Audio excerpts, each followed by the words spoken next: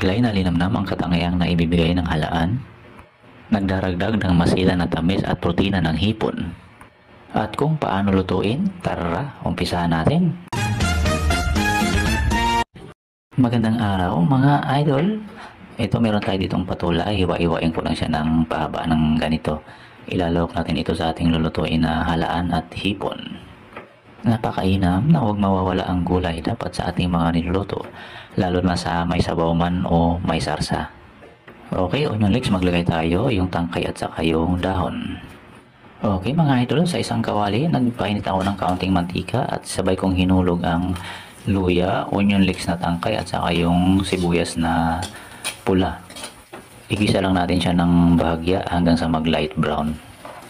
Okay, sabay ko nang ihulog ang hipon. Ayan, isote lang natin siya ng bahagya sa katamtamang init ng apoy. At kapag ganito na siya, pwede natin maglagay ng kaunting tubig muna, mga isang sandok. Sangkapan ko lang siya ng kaunting paminta at maglagay na rin ako ng kaunting asin. Niluto ko lang siya ng 2 minuto at hinango ko na rin mga idol. So ito, pag naluto mamaya ang halaan, pang toppings ko na lang ito. Dito sa kawali na pinaglutuan natin, maglagay tayo ng tubig, mga 5 sandok. 5 or 7. So tinakpan ko lang siya para kumulo kaagad at ito na nga, ihulog na natin ang halaan. Sangkapan ko lang siya ng patis, mga 2 kutsara.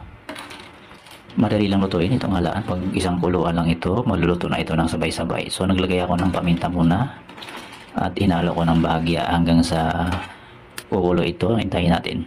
At syempre, huwag mawawala ang pambalansi ng linamnam. Maglagay tayo ng namnam. Bago pa kumulo itong halaan, ihulog ko na itong patola. Maraming salamat nga pala sa aking mga bagong followers, viewers, at siyempre sa inyong lahat mga idol na walang sawang sumusuporta at nanonood. At medyo nakulangan pa ako sa sabaw kaya naglagad pa ako ng 2 sandok na tubig at sinangkapan ko rin ng kaunting asin. Okay, kumukulo na itong ating sabaw at sabay-sabay na nagsibukahan ng ating mga halaan ay ihulog ko na dito ang malunggay. Napakainam na mayroong malunggay lalo na sa ganitong ating niluluto na halaan at hipon na maglalagay tayo ng gulay. Okay mga idol, sa wakas, luto na ang ating sinabawang halaan at hipon sa patola. Ito, nilagay na natin dito sa serving plate. Napakasarap at nakakabusog ang ganitong ulam. Mainit-init pa na masabaw.